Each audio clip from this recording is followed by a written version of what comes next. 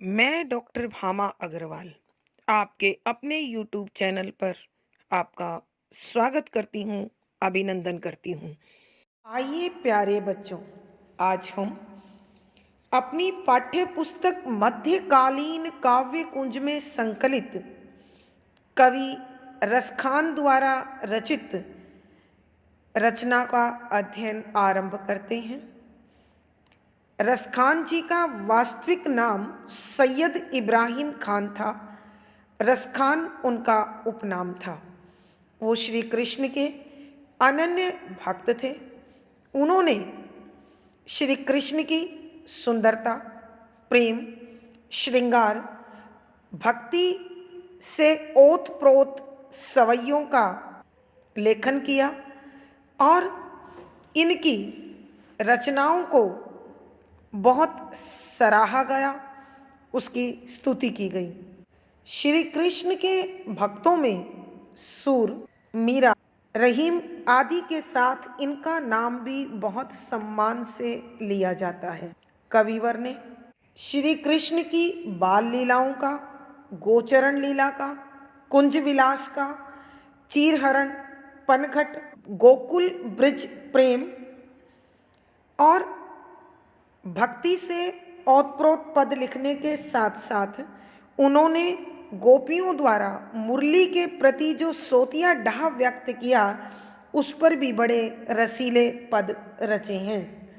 उन्होंने श्री कृष्ण के विषय में लिखा कि वो अत्यधिक मनमोहक रूप के स्वामी, उनके सिर पर मोर पंख का मुकुट, सांवले सलोने शरीर पर पीत वसन, गले में वैजंती फूलों की माला, हाथ में बांसुरी, बाजूबंद, माथे पर टीका आदि उनके सौंदर्य का विशेष श्रृंगार रहा, हिस्सा रहा और उनके सामने करोड़ों कामदेव भी फीके जान पड़े। मिट्टी से भरा हुआ बाल रूप हो अथवा वो किशोरा अवस्था में गोपियों के साथ खेल कर रहे हों अथवा मथुरा में उन्होंने मनमोहक रूप धारण किया हो, हर एक रूप सौंदर्य को रसखान जी ने बड़े सुंदर शब्दों में उकेरा है। उन्होंने गोप लीलाओं का भी बड़ा सुंदर वर्णन किया है। गोपियों के द्वारा श्री कृष्ण के प्रति अनन्य एकनिष्ठ प्रेम भावना और प्रेम की एक निष्ठता, यहाँ तक कि गोपियों को श्री कृष्ण की बांसुरी की संगत भी प्रिय नहीं लगती है। वो इस बांसुरी को अपनी सौतन भी मानती हैं और इस बांसुरी की आवाज़ की वो दीवानी भी हैं। कवि ने यह भी इन पदों में स्पष्ट किया है कि मनुष्य चाहे कितने ही वेद, पुराण, ग्रंथ आदि पढ़ ले, लेकिन प्रभु को पाने के लिए सच्चा प्रेम ही काफ़ी है, क्योंकि ईश्वर प्रेममय है। यदि प्रेम नहीं होगा तो ईश्वर को पाना भी सरल नहीं है। जो भक्त प्रेममय है वह तुच्छ से तुच्छ वस्तु से प्रभु को अपने साथ रिझा सकता है। रसखान जी ने ब्रज में खेली जाने वाली होली का सुंदर चित्रण भी यहाँ में किया है। उन्होंने बताया है कि सभी ऋतुओं में बसंत अत्यंत मोहक होती है और उसका व्यापक असर संपूर्ण प्रकृति के साथ साथ जीव जगत पर भी देखा जा सकता है। इस बसंत के महीने में फाग के त्यौहार पर प्राय सभी अपने अपने साथियों से मिलते हैं, तो कवि ने यहाँ गोपियों की श्री कृष्ण के प्रति शिकायत, उनके प्रेम की एक निष्ठता, नोक झोंक आदि का बड़ा सुंदर सजीव चित्रण किया है। इन पदों में श्री कृष्ण के जिस बहुरंगी रूप की झलक हमें मिलती है वो इस प्रकार है। आगामी सवैयों में हम उसे पढ़ेंगे, समझेंगे और निश्चित रूप से जब आप उन्हें सुनेंगे तो आप भी महसूस करेंगे कि रसखान द्वारा रचे गए ये सवैये वास्तव में रस की खान ही हैं। पद संख्या 16। बैन वही उनको गुण गाई, ओ कान वही उन बैन सो सानी, हाथ वही उन गात सरई अरु पाई वही जो उही अनुजानी, जान वही उन प्राण के संग ओ, मान वही जो करे मन मानी, क्यों रस खानी वही रस खानी, जो है रस खानी सो है रस खानी। प्रसंग। प्रस्तुत सवैया हमारी हिंदी की पाठ्य पुस्तक मध्यकालीन काव्य कुंज में संकलित रीतिकालीन कवि रसखान जी द्वारा रचित सवैयों से लिया गया है, जिसे छंद शीर्षक दिया गया है। संदर्भ। इस सवैये में कविवर मनुष्य को समझाने की कोशिश कर रहे हैं कि जब तक भक्त अपने आप को पूर्ण रूप से प्रभु के चरणों में समर्पित नहीं करता है तब तक भक्त और भगवान का एकाकार संभव नहीं है। मानव जीवन की सफलता और सार्थकता इसी में निहित है कि वह अपने अभिष्ट को पाने के लिए इष्ट को समर्पित हो जाए। यहाँ एक सच्चे भक्त की पहचान और उसके कार्यों की पूर्णता के विषय में कविवर समझाते हुए लिखते हैं कि व्याख्या। शब्दों के अर्थ साथ साथ। बैन वाणी वही सही है, उचित है, सार्थक है, उनको श्री कृष्ण का गुणगाई गुणगान करती है। ओ और कान, कानों का महत्व वही उसी काम में है, उन श्री कृष्ण को समर्पित। बैन वाणी सो को सानी लिप्त हो जाए, समा जाए, उसी में आनंद ढूंढ ले। कवि कहते हैं एक मनुष्य की वाणी का महत्व तब तक है जब तक वो प्रभु का गुणगान करता है, उनका नाम जपता है, उनका सत्संग करता है अथवा भजन कीर्तन करता है। और कानों का महत्व सच्चा सुख तभी है जब वो कान अपने इष्ट का गुणगान सुनते हैं और उसी में उनको आनंद व रुचि प्राप्त होती है। हाथ वही उन गात सरई, हाथ हाथ वही उचित है, सार्थक है, उन श्री कृष्ण के गात शरीर सरई सेवा करे, स्पर्श करे, कि उन्हीं हाथों की सार्थकता संभव है जो हाथ प्रभु के शरीर का स्पर्श करे अर्थात उनके चरणों की सेवा करे। अरु और पाई पांव वही सही है जो वही श्री कृष्ण को अनुजानी अनुकरण करता है, कि पांव की सार्थकता इसी में है कि वो प्रभु श्री कृष्ण के पीछे पीछे चले, अर्थात कहने का भाव यह है कि प्रभु के दिखाए हुए रास्ते त्याग, सेवा, मानवता, परोपकार आदि को अपने जीवन का लक्ष्य बनाकर उसी दिशा में चलता चले। जान वही उन प्राण के संग, जान जीवन वही वही उन श्री कृष्ण के प्राण जीवन के संग साथ में, कि जीवन का महत्व तभी है जब वो अपना सर्वस्व श्री कृष्ण के चरणों में समर्पित कर दे। अर्थात इस जीवन में आकर यदि कोई मनुष्य भगवान को समर्पित नहीं होता तो उस जीवन का कोई लाभ नहीं है। मान वही जो करे मनमानी, और मनुष्य का सम्मान, इज्जत, प्रतिष्ठा इसी में है कि वह प्रभु की समर्पित भक्ति करके भगवान को अपने इच्छा अनुसार कार्य के लिए विवश कर दे। क्योंकि प्रभु का स्वभाव है कि जब कोई भक्त उन्हें आत्मा से, हृदय से पुकारता है, तो वह अपने भक्त के वश में होकर उसकी इच्छा के अनुसार कार्य करते हैं। त्यों रस खानी वही रस खानी, त्यों इस प्रकार से इस राह पर रस खानी, रस की खान अर्थात श्री कृष्ण को पा सकता है, वही रस खानी। और सच्चा रस का खान वही है जो प्रभु को अपने भावों से बांध ले। जो है रस खानी कि कवि रस खान कहते हैं कि जो इस प्रकार रस की खान बन जाता है वही वास्तव में रस खान है, अर्थात श्री कृष्णमय हो जाता है, श्री कृष्ण में समा जाता है। कहने का अभिप्राय, फिर भक्त और भगवान में किसी प्रकार की कोई भिन्नता शेष नहीं रहती है। एक बार फिर बच्चों, हम इस सवैये की व्याख्या कर रहे हैं। कबीर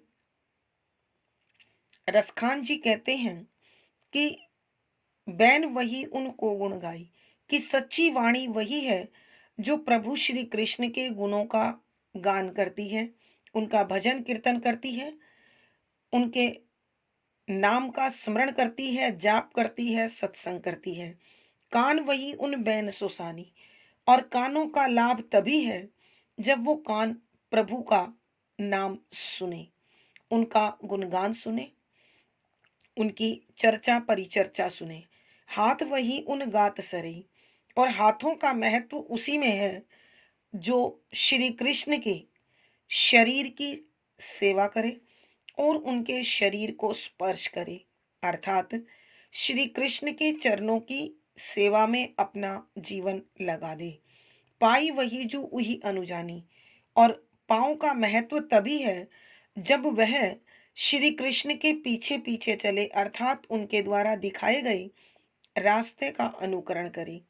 जान वही उन प्राण के संग, कि जीवन का महत्व तभी है जो प्रभु के लिए जिए, प्रभु के लिए मरे, अर्थात उसके जीवन का प्रत्येक कार्य प्रभु की इच्छा में, उनकी सेवा में हो। मान वही जो करे मनमानी, और एक भक्त का सम्मान इसी में है कि वो अपनी भक्ति के बल पर भगवान को अपने में बांध ले, और भगवान भी ऐसे भक्त के वश में आकर स्वयं को पूर्ण समझता है। त्यों रसखानी वही रसखानी। तो रसखान जी कहते हैं जो इस प्रकार के कर्म करता है वह आनंद का खजाना होता है, वही रसखानी, और वही सच्चे अर्थों में परमात्मा की छवि होता है। जो है रसखानी और जो इस प्रकार रस की खान बनता है वह वास्तव में कृष्णमय हो जाता है, कृष्ण का स्वरूप बन जाता है। क्योंकि यह सर्वविदित सत्य है। इस सत्य को सभी जानते हैं कि भक्त और भगवान दोनों एक दूसरे के पूरक हैं। जो परम शक्ति परमात्मा है वो अपने भक्तों के वश में आकर उनकी भक्ति के बंधन में बंधकर उनकी इच्छा अनुसार कार्य कर अपने आप को पूर्ण समझते हैं, खुश और आनंदमय महसूस करते हैं।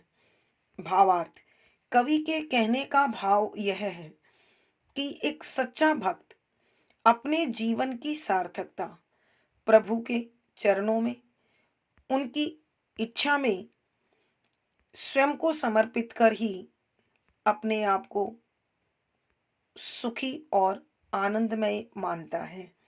विशेष यहाँ सर्वस्व समर्पित भक्ति का वर्णन किया गया है। शुद्ध साहित्यिक ब्रज भाषा का प्रयोग है। भक्ति रस प्रसाद गुण है। अभिधा शब्द शक्ति है। सवैया छंद गे शैली है। अब इस पद में अनुप्रास रसखान 4 बार है और चारों बार अलग अलग भाव हैं, अर्थ है, यमक अलंकार है। यानी इस पद में अनुप्रास, यमक, श्लेष, उल्लेख आदि अलंकारों का सुंदर सटीक प्रयोग हुआ है। सवैया संख्या 17। लाए समाधि रहे ब्रह्मादिक, जोगी भये पर अंत न पावई, सांझते भोरई भोरते सांझनी, शेष सदा नित नाम जपावई, ढूंढ फिरई तिर लोक में साख, सुनारद लेकर बीन बजावई, ताही अहीर की छोरियां, छछिया भर छाछ पे नाच नचावई। प्रसंग पूर्ववत। संदर्भ। इस सवैये में कविवर ने ये स्पष्ट करने की कोशिश की है कि भक्ति और प्रेम इन दोनों में अथाह शक्ति होती है। जब मनुष्य अथवा सच्चा भक्त अपनी प्रेममयी भक्ति में लीन हो जाता है तो प्रभु उसके लिए कुछ भी करने को तत्पर हो जाते हैं। यहाँ कवि बता रहे हैं कि ईश्वर के स्वरूप को पाने के लिए, जानने के लिए ब्रह्मा आदि महर्षियों ने, देवों ने, शेषनाग ने आदि ने अनेक प्रकार से कोशिश की, मगर अपने किसी भी कर्म के द्वारा, ज्ञान के द्वारा, तप के द्वारा उन्हें कुछ प्राप्त नहीं हुआ। और जो तीनों लोगों को अपने इशारे पर चलाता है वह श्री कृष्ण तो गांव की सीधी सादी भोली भाली गोपियों के इशारों पर स्वयं नाचता है।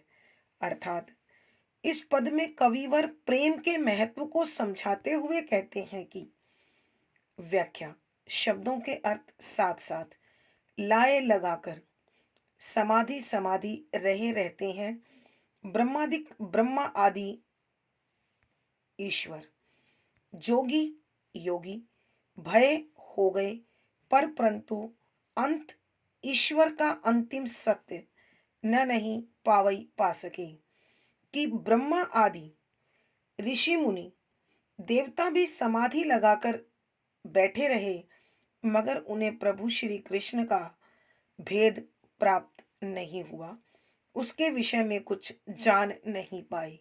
सांझते भोरई, सांझ श्याम, तेज से भोरही सुबह, भोर सुबह, तेज से सांझनी शाम तक, शेष शेषनाग सदा हमेशा, नित हमेशा, नाम जपावई नाम जपते रहते हैं, स्मरण करते रहते हैं, कि शाम से सुबह तक और सुबह से शाम तक शेष नाग भी हमेशा जिनके नाम का जाप करता है, उनका स्मरण करता है, तो भी उसे प्रभु के विषय में कुछ प्राप्त नहीं होता है। ढूंढ फिरे त्रिलोक में साख, सुनारद लेकर बीन बजावे। ढूंढ ढूंढते हुए फिरे फिरते हैं त्रिलोक, तीनों लोक, आकाश पाताल और पृथ्वी में साख प्रतिष्ठित इज सम्मानित, सुनारद नारद, लेकर लेकर, बीन बीन को बजावई बजाते हुए फिरते हैं, कि तीनों लोकों में नारद जी अपनी वीणा को बजाते हुए हरि हरि जपते हुए ईश्वर को ढूंढते फिरते हैं मगर फिर भी उन्हें ईश्वर प्राप्त नहीं होते। ताही उसी तीनों लोकों के स्वामी को अहीर, अहीर की छोरियां अर्थात गोपियां, छछिया एक छोटा सा मिट्टी का पात्र भर के लिए, छाछ लस्सी पय पर नाच नचावई नाच नचाती हैं अर्थात मन माना काम करवाती हैं, कि उसी तीनों लोगों को अपने इशारे पर चलाने वाले प्रभु श्री कृष्ण को अहीर की छोरियां अर्थात गोपियां एक थोड़ी सी मिट्टी के पात्र में छाछ देने के लिए तरह तरह के करतब और नाच नचाती हैं।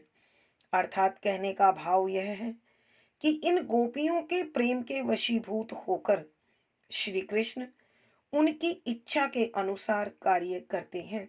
एक बार फिर बच्चों हम इसकी व्याख्या करते हैं।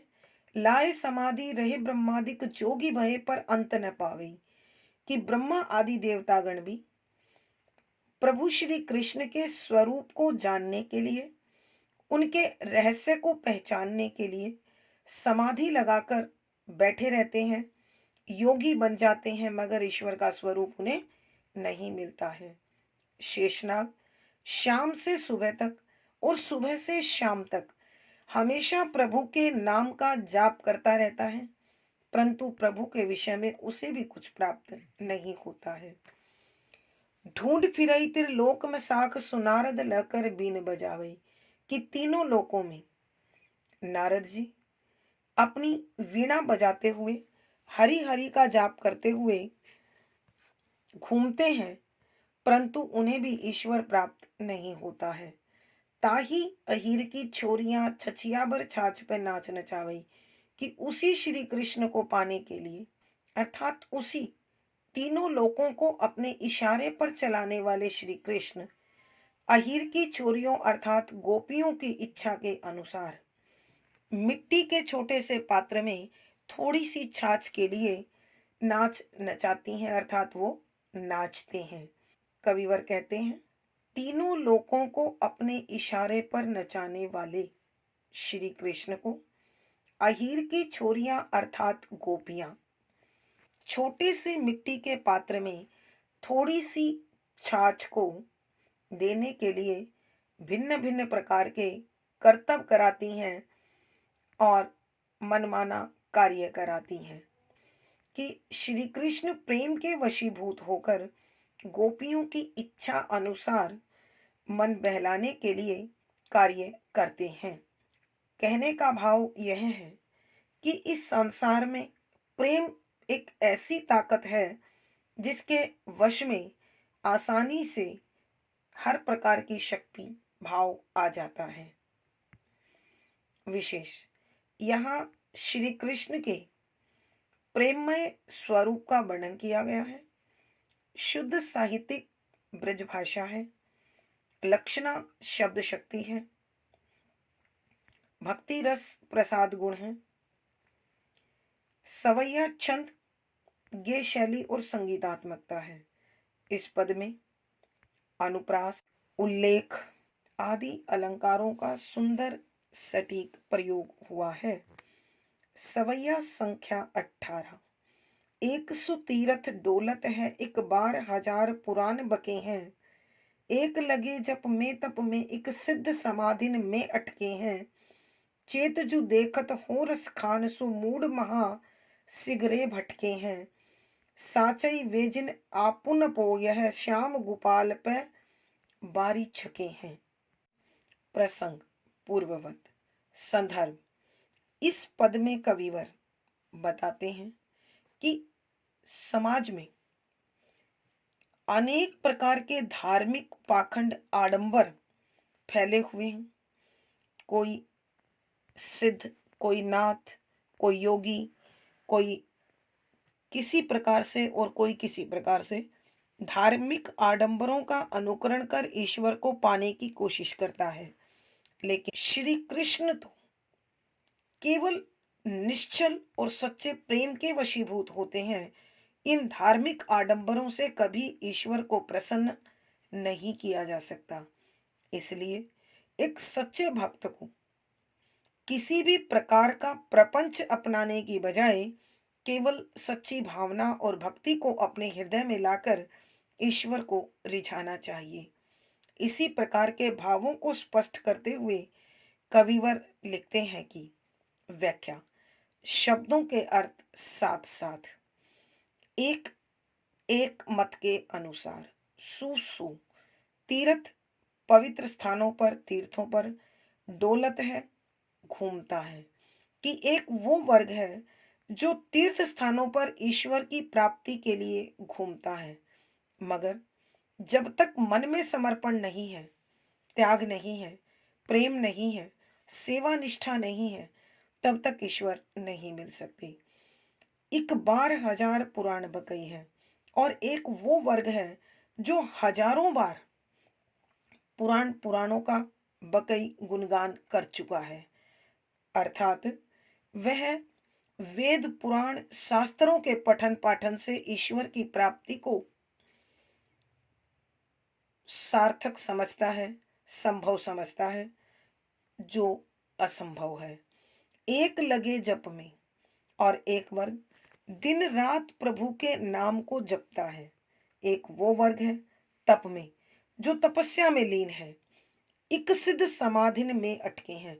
और कुछ वो लोग हैं जो तंत्र मंत्रों को सिद्ध करके ईश्वर को पाना चाहते हैं, और कोई समाधि लगाकर बैठे हुए हैं।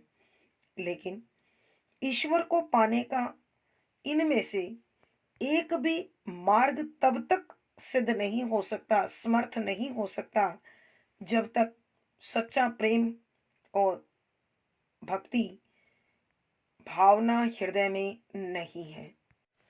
चेत सावधान, जो आप देखत देखता होम में रसखान रसखान जी कहते हैं, सो अच्छी प्रकार से मूड मूर्ख महा बहुत बड़े सिगरे सारे के सारे भटके भक्ति की राह से भटक चुके हैं। कि रसखान जी कहते हैं कि हे रस की खान मेरे प्रभु श्री कृष्ण, मैं जब सावधान होकर देखता हूँ, जब इन भक्ति के विभिन्न आडंबरों का परिणाम देखता हूँ, तो पाता हूँ कि ये विभिन्न धार्मिक प्रपंचों का अनुकरण करने वाले लोग बहुत बड़े मूर्ख हैं, और सब भक्ति की राह से भटक चुके हैं। क्योंकि उनका ध्यान इन आडंबरों की पूर्णता में होता है, प्रभु के सच्चे स्वरूप में नहीं होता है। साचई वे जिन आप नपो, यह श्याम गोपाल पे बारी छके हैं। साचई सच में वे वो जिन जिन लोगों ने आप उनको यानी अपनापा, यानी स्वयं को पूर्ण रूप से, यह इस प्रकार श्याम श्री कृष्ण गोपाल गौओं का पालक पय के लिए बारी नौछावर बलिदान छके पूर्ण रूप से संतुष्ट हो जाना, तृप्त हो जाना, तृप्ति का अनुभव करना है। सच में ईश्वर के सच्चे भक्त वो हैं जिन्होंने अपने जीवन की पूर्ण बागडोर प्रभु के हाथों में सौंप दी है, और अपना अहम भाव त्याग कर प्रभु श्री कृष्ण पर स्वयं को बलिदान कर दिया है, और इस बलिदान से स्वयं तृप्त हो गए हैं। कहने का भाव यह है कि एक सच्चा भक्त किसी भी विशेष मत मतांतर में ना बंधकर अपने आप को सादगी और सरलता के साथ प्रभु के चरणों में समर्पित कर देता है, वही ईश्वर को पाता है। एक बार फिर इस सवैये की हम व्याख्या करते हैं। रसखान जी कहते हैं कि इस संसार में ईश्वर को पाने के लिए लोग विभिन्न प्रकार के धार्मिक आडंबरों का अनुकरण करते हैं। उन्हीं आडंबरों में से एक ऐसा वर्ग है जो ईश्वर की खोज में तीर्थ स्थानों पर जाता है। एक वो वर्ग है जो दिन रात वेद पुराण शास्त्रों को हजारों बार पढ़ चुका है, और फिर भी ईश्वर उन्हें प्राप्त नहीं हुआ है। एक वो वर्ग है जो प्रभु का नाम जपता रहता है, कुछ तपस्या में लगे हुए हैं, कुछ तंत्र मंत्रों को सिद्ध करने में लगे हुए हैं, और कुछ समाधि लगाकर बैठे हुए हैं, लेकिन उन्हें ईश्वर प्राप्त नहीं होता है। रसखान जी कहते हैं, चेत जो देखत हो रसखानी, कि रसखान जी कहते हैं कि हे मेरे रस की खान प्रभु श्री कृष्ण, जब मैं सावधान होकर देखता हूँ, सुमूढ़ महासिगरे भटके हैं, कि ये सब के सब लोग महामूर्ख हैं, और भक्ति की राह से भटक चुके हैं।